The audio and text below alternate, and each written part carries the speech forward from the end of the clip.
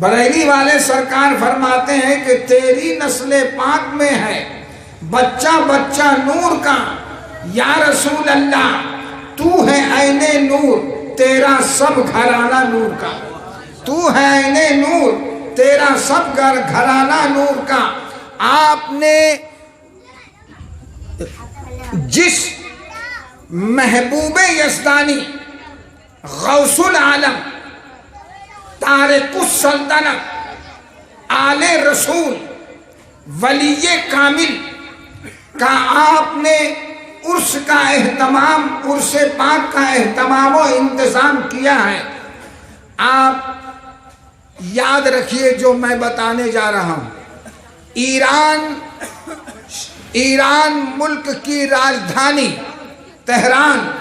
Tehran سے متصل ہے سمنان، بولو سبحان اللہ، تہران سے متصل ہے سمنان، اور سمنان میں حضرت سید ابراہیم علیہ الرحمہ کی جناب حکومت، اور ان کے جناب دولت کدے میں ایک ایسا نورانی بچہ آ رہا ہے، ایسا نورانی بچہ آیا 708 ہجری میں، 708 ہجری میں پیدا ہوئے سرکار سیدنا مخدوم اشرف جہانگیر سمنانی رضی اللہ تعالیٰ عنہ، اور 708 ہجری میں تو پیدا ہوئے، دنیا میں تشریف لائے، اور 14 سال کی عمر میں تمام علوم و فنون اور تمام جناب علوم معقولات و منقولات، علم حدیث، علم فقہ، تمام علوم میں مہارت تامہ حاصل کیا، صرف 14 سال کی عمر میں، صرف 14 سال کی عمر میں میں نے مہارت تامہ حاصل کیا تمام علوم پر۔ لیکن 14 سال کی عمر بھلے 708 ہجری میں پیدا ہوئے اور 722 ہجری میں تمام علوم کی ڈگریاں انہوں نے حاصل کر لی، اور سید سلطان ابراہیم علیہ الرحمہ کا وصال ہو جانے کے بعد 723 ہجری میں، 723 ہجری میں یعنی صرف 15 برس کی عمر میں حضرت مخدوم اشرف جہانگیر سمنانی رضی اللہ تعالیٰ عنہ تخت سمنان پر جلوہ افروز ہوئے۔ میں نے سمنان کی حکومت ان کے جناب باغ و ڈور ان کے ہاتھوں میں آ گئی اس وقت جب ان کی عمر صرف 15 برس کی تھی، اور جناب 723 ہجری سے لے کر 733 ہجری تک یعنی کہ 10 سال انہوں نے سمنان میں بادشاہت کی، 10 سال انہوں نے حکومت کی۔ آپ اندازہ کر سکتے ہیں کہ 10 سال حکومت کرنے کے بعد ان کی رفتار کا کیا عالم ہوگا، ان کی گفتار کا کیا عالم ہوگا، ان کے کردار کا کیا عالم ہوگا۔ میں نے کردار بھی شاہانہ ہے، رفتار بھی شاہانہ ہے، گفتار بھی شاہانہ ہے، مگر اسی شاہانہ میں جناب ان کی زندگی فقیرانہ نظر آ رہی ہے، ان کی سیرت فقیرانہ نظر آ رہی ہے۔ کہتے ہیں کہ دارا و سکندر سے وہ مرد فقیر اولا ہو جس کی فقیری میں بوئے اسد اللہ نہ تخت و تاج میں ہے نہ لشکر و سپاہ میں ہے، جو بات کے مرد قلندر کی ایک نگاہ میں ہے۔ مخدوم اشرف جہانگیر سمنانی رضی اللہ تعالیٰ عنہ جناب 10 سال حکومت کرنے کے بعد، شاہانہ زندگی گزارنے کے بعد اچانک ان کے اندر تبدیلی آئی، اور 733 ہجری میں تخت سمنان کو خیر بات کہا، اور انہوں نے حکومت کو جناب الوداع کہا، اور سمنان سے چلے پیدل 733 ہجری میں چلے، اور 2 سال لگ گیا ان کو سمنان سے بنگال آنے میں۔ بنگال آئے اما سمنان سے چلے اور بنگال آئے، اور بنگال بھی آئے تو مالدہ میں رکے، مالدہ میں رکے تو پنڈوا شریف جہاں ان کے شیخ تھے، جہاں ان کے پیر تھے۔ کل کا دور ایسا تھا کہ مرید پیر کی تلاش میں چلا کرتا تھا، آج کا دور ایسا ہے کہ پیر ہی مرید کو ڈھونڈتا پھرتا ہے۔ کتنا فرق ہو گیا کہ کل مرید پیر کی تلاش میں نکلا کرتے تھے، اور گو کہ جناب کئی اسٹیٹ پار کرنا پڑے، لیکن جناب اسٹیٹ کو پار کیا اور سمنان سے چل کر کے ہندوستان آئے۔ ہمارا بنگال کتنا خوشحال ہے، اسی لیے کہ اس بنگال میں مخدوم اشرف جہانگیر کے قدم پڑے ہیں، آل رسول کے قدم پڑے ہیں، سلطان سمنا ہے، اور تو اور جناب مرید اپنے پیر کا انتظار کرتا ہے، مگر حضرت علاء الحق منڈوی رحمت اللہ علیہ اپنے مرید کا انتظار کر رہے ہیں، مخدوم اشرف کا انتظار کر رہے ہیں، مخدوم سمنانی کا انتظار کر رہے ہیں، اور پہلے سے اعلان فرما دیا اپنے مریدوں میں، اپنے جناب متوسلین میں، معتقدین میں، وفاداروں میں، سب میں اعلان کر دیا کہ آ رہا ہے میرا ایک مرید، جناب سمنان سے آ رہا ہے، ہندوستان آ رہا ہے، وہ آل رسول ہے، وہ جناب حافظ قرآن ہے، وہ قاری قرآن ہے، تخت و تاج کو چھوڑ کر آ رہا ہے، اس لیے کہ 10 سال سمنان پر حکومت کرنے والے مخدوم اشرف جہانگیر سمنانی رضی اللہ تعالیٰ عنہ، اللہ یہ چاہ نہیں رہا تھا کہ یہ صرف سمنان پہ حکومت کرے، بلکہ اللہ کو کچھ اور ہی کام لینا تھا، لہذا اللہ نے فرمایا اے مخدوم اشرف تم کو محدود علاقے تک نہیں رہنا ہے، تم کو صرف سمنان میں حکومت نہیں کرنا ہے، لوگوں کے تن پر حکومت نہیں کرنا ہے، بلکہ تمہاری حکومت کا جو دائرہ ہے اتنا وسیع ہوگا، اتنا وسیع ہوگا کہ تم لوگوں کے تن پر بھی حکومت کرو گے، تم لوگوں کے من پر بھی حکومت کرو گے۔ حضرت مخدوم اشرف جہانگیر سمنانی رضی اللہ تعالیٰ عنہ 35 میں 735 ہجری میں مرید ہوئے، یہاں ان کے پیر یہاں ہیں، اور ان کے پیر بھی یہی ہیں، سبحان اللہ۔ من مخدوم اشرف کے پیر تو یہاں ہیں اور ان کے پیر بھی یہی ہیں۔ بولو بنگال کتنا خوشحال ہے کہ نہیں؟ اتنے بڑے بڑے اولیاء اللہ بنگال میں موجود ہیں، ان کے من مخدوم اشرف کے دادا پیر بھی یہی ہیں، سراج اخی رحمت اللہ علیہ، ہے نا؟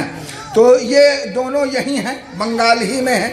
تو 35 ہجری میں 735 ہجری میں آ کر کے مرید ہوئے، خلافت بھی مل گئی، اجازت بھی مل گئی۔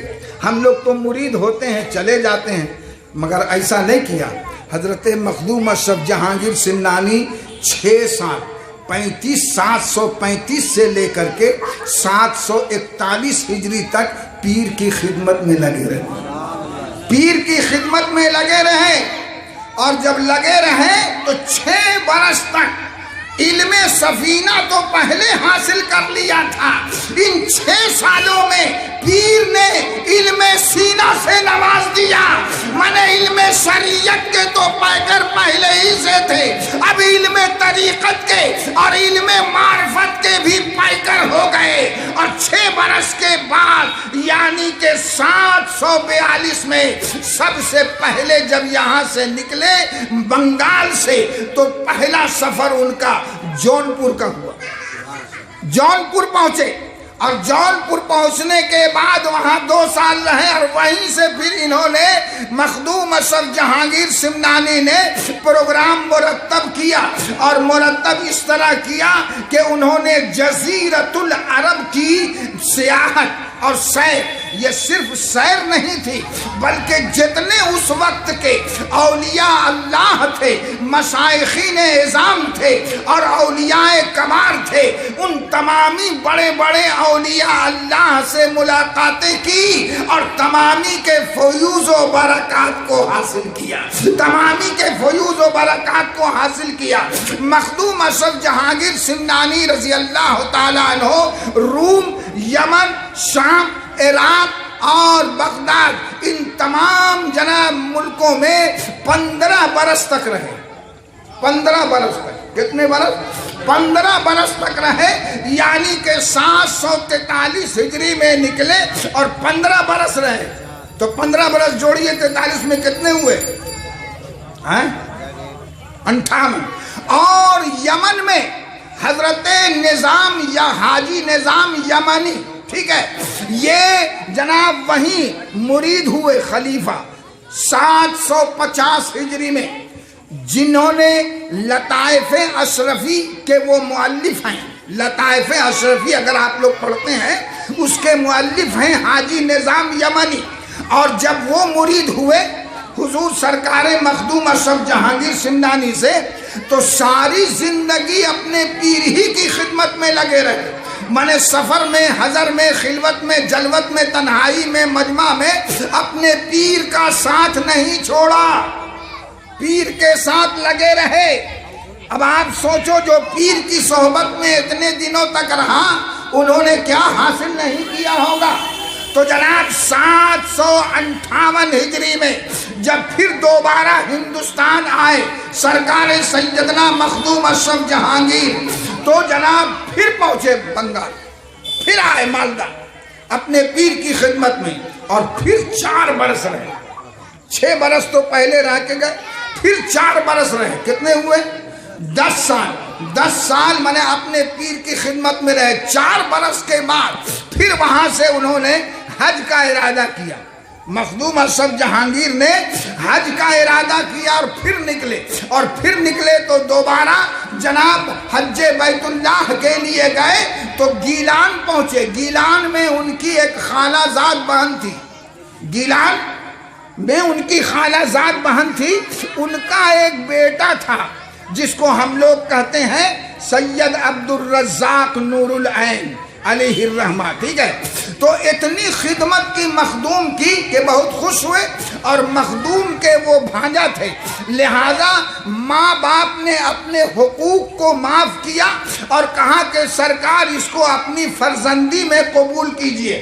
تو 765 ہجری میں حضرت سرکار سیدنا عبد الرزاق نور العین کو اپنی فرزندی میں قبول کر لیا، اور پھر 12 برس کی عمر سے جناب نور العین علیہ الرحمہ ساری زندگی اپنے پیر کی خدمت ہی میں لگے رہے۔ 1965 سے لے کر اب اس کے بعد جب 770 ہجری کا آیا سال، تو 770 ہجری میں مخدوم اشرف جہانگیر سمنانی گلبرگہ شریف گئے، اور جب گلبرگہ شریف گئے تو وہیں سے ان کو منصب غوثیت عطا کیا گیا۔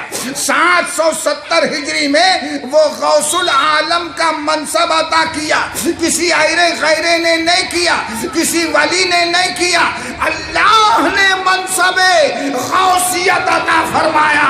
سرکار سیدنا مخدوم اشرف جہانگیر سمنانی رضی اللہ تعالیٰ عنہ کو منصب غوثیت عطا کیا، اسی لیے ہم لوگ غوث العالم بھی کہا کرتے ہیں۔ اور ٹھیک 2 سال کے بعد 772 ہجری میں روح آباد یعنی کچھوچا شریف جب گئے تو وہاں پر ان کو محبوب یزدانی کا خطاب ملا۔ 772 ہجری میں مخدوم اشرف، نعرہ تکبیر، فیضان مخدوم اشرف۔ 772 ہجری میں، یاد رکھنا، بعد میں یہ مت کہنا کہ حافظ حسین نے نہیں بتایا، 772 ہجری میں محبوب یزدانی کا خطاب ان کو دیا گیا، اور جناب پھر وہ دوبارہ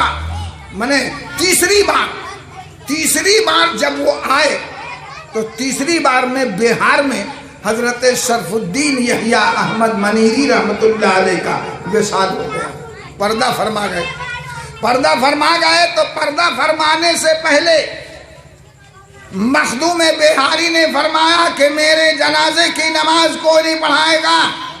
کہا سرکار تو کون پڑھائے گا، ایسی رکھا رہے گا؟ کہا نہیں، میرے جنازے کی نماز پڑھانے کے لیے سمنان سے آ رہا، سمنان سے آ رہا، آل نبی آ رہا ہے، آل رسول آ رہا ہے، حافظ قرآن آ رہا ہے، قاری قرآن آ رہا ہے، ولی کامل آ رہا ہے، نبی کی اولاد آ رہا ہے، نبی کا بیٹا آ رہا ہے، مخدوم اشرف آ رہے ہیں، وہی میرے جنازے کی نماز پڑھائیں گے۔ جناب جنازہ رکھا ہوا ہے، سارے لوگ انتظار کر رہے ہیں، قافلہ چلا آ رہا ہے۔ جب قافلہ آیا سامنے تو لوگوں نے جناب دیکھا تو تمام لوگوں میں میرے مخدوم نمایاں نظر آ رہے تھے، بالکل الگ نظر آ رہے تھے، ان کا چہرہ ہی بتا رہا تھا کہ یہ آل رسول ہیں، ان کی صورت بتا رہی تھی کہ یہ آل نبی ہیں۔ فوراً لوگوں نے جناب پوچھا کہ حضور آپ حافظ قرآن ہیں؟ کہا ہاں۔ آپ قاری قرآن ہیں؟ کہا ہاں۔ آپ سمنان سے آ رہے ہیں؟ کہا ہاں۔ کہا آپ تارک السلطنت ہیں؟ کہا ہاں۔ کہا آپ آل رسول ہیں؟ کہا ہاں۔ کیا؟ کہا سرکار میرے پیر صاحب نے کہا ہے جنازے کی نماز آپ ہی پڑھائیں۔ ولی را ولی می شناست، ولی کو پہچانتا ہے، ٹھیک ہے۔ اب دیکھیے مخدوم بہاری نے وصال سے پہلے فرمایا کہ آ رہا، ان کو کیسے پتا چلا کہ آ رہا؟ بہار سے تو نکلے نہیں، یو پی نہیں گئے، سمنان نہیں گئے، مخدوم بہاری جناب بہار ہی میں رہے اور یہیں سے وہ فرما رہے ہیں کہ آ رہا۔ اس کا مطلب یہ ہے کہ مخدوم بہاری کی نگاہ سے کچھ بھی پوشیدہ نہیں، اما جب مخدوم بہاری کی نظر سے کچھ بھی پوشیدہ نہیں تو مدینے والے سرکار کی نظر سے کیسے کچھ پوشیدہ رہے گا؟ اما جب ولی کی نگاہ اتنی دور تک جاتی ہے تو نبی کی نگاہ کتنی دور تک جائے گی؟ نبی کی نگاہ جب آئے حضور مخدوم اشرف جہانگیر جنازے کی نماز پڑھائی اور چل دیے۔ ان کو تو جانا تھا اپنے پیر کے ہاں تو چل دیے۔ تیسری بار میں جب چل دیے تو تمام لوگوں نے ان کو مخدوم بہاری کو دفن کر دیا۔ تجہیز و تکفین تو ہو ہی گئی، تکفین کا معاملہ طے کیا، مٹی اٹی دے دیا، مٹی بھی دے دیا تو مخدوم بہاری علیہ الرحمہ کو دفن کر دیا۔ دفن کر دیا تو اب اندر سے صفدر، اندر سے مخدوم بہاری نے ہاتھ اپنا باہر کر دیا، اپنا ہاتھ باہر کر دیا۔ اب جتنے لوگ تھے وہ تو متحیر ہیں، سب کی آنکھیں پھٹی ہیں، سرکار یہ ہاتھ باہر ہو گئے۔ اب آپ سے ہم پوچھتے ہیں کہ جس نے ہاتھ باہر کیا ہے وہ مردہ ہے کہ زندہ؟ بولو بولو۔ ارے سارے لوگوں نے تو ان کو دفن کر دیا مخدوم بہاری کو، مگر مخدوم بہاری نے ہاتھ باہر کر کے یہ بتا دیا کہ اے لوگوں، اے دفن کرنے والوں، یہ مت سمجھنا کہ شرف الدین مردہ ہے۔ میرا ہاتھ باہر یہ بتا رہا ہے کہ قبر کے اوپر تھا تب بھی زندہ تھا، قبر کے اندر ہے تب بھی زندہ ہے۔ نعرہ تکبیر، نعرے تکبیر، نعرے رسالت، مسلک اعلیٰ حضرت فیضان مخدوم بہاری، فیضان مخدوم سمنا، نعرے تکبیر، نعرے رسالت۔ اب جناب ہاتھ جب باہر آیا، منا ہاتھ جب باہر آیا تو سارے لوگ دیکھ کر کے حیرت زدہ کیا ہو گیا؟ تو کسی کو کچھ سمجھ میں نہیں آ رہا۔ کہا رے تم کو سمجھ میں نہیں آئے گا، جس نے جنازے کی نماز پڑھائی نے وہی کچھ سمجھے گا۔ جلدی سے پکڑو، دیکھو جا کر کے، دیکھو کہاں تک گئے ہیں۔ دوڑے دوڑے گئے حضور مخدوم اشرف کی بارگاہ میں، کہا سرکار آپ تو جنازے کی نماز پڑھا کے چلے آئے، ہم لوگوں نے دفن کر دیا، مگر دفن کرنے کے بعد معاملہ ایسا ہو گیا کہ حضور مخدوم بہاری نے اپنے ہاتھ کو دست پاک کو باہر کر دیا۔ اب آپ ہی کچھ حل کیجئے۔ آئے، پھر لوٹ کر کے آئے، ہمارے مخدوم پھر لوٹ کر کے آئے۔ آنے کے بعد مراقبہ کیا، مراقبہ میں ان کو سب پتہ چل گیا۔ پتہ یہ چلا کہ مخدوم بہاری نے فرمایا تھا مریدوں سے کہ جو میری ٹوپی ہے اس کو میرے ساتھ کر دینا، جب دفن کرنا تو میری ٹوپی میرے ساتھ کر دینا۔ سوال ہے کہ ٹوپی ہے، مگر ٹوپی میں کیا کمال ہے بھائی کہ حضور مخدوم بہاری نے فرمایا کہ وہ ٹوپی میرے ساتھ کر دینا، تو وہ ٹوپی ان کے پیر نے ان کو دیا تھا، ان کے پیر نے ان کو دیا تھا، میں نے وہ ٹوپی دراصل مولا علی کی تھی، وہ ٹوپی مولا علی سے چلی آ رہی تھی، مخدوم بہاری کو ملی۔ سرکار نے فرمایا کہ میری قبر میں اس ٹوپی کو رکھ دینا، مگر مرید بھول گئے، رکھ نہیں پائے۔ جب مرید بھول گئے تو مرید بھول سکتا ہے، پیر ایسا ہے کہ قبر میں سونے کے بعد بھی یاد ہے کہ لا میری ٹوپی نہیں دیا، ٹوپی میری نہیں دیا، لا۔ ہاتھ ایسے کیوں؟ سبحان اللہ، یہ مخدوم بہاری کا کرم ہے، ٹھیک ہے۔ ہاتھ ایسے کیا، لا میری ٹوپی۔ تو جلدی سے لوگ گئے اور ٹوپی لے کر کے آئے۔ جب ٹوپی لے کر کے آئے، اتنی دیر تک، آپ ذرا غور کیجئے، اتنی دیر تک میرے مخدوم بہاری کا ہاتھ دست پاک باہر ہی رہا۔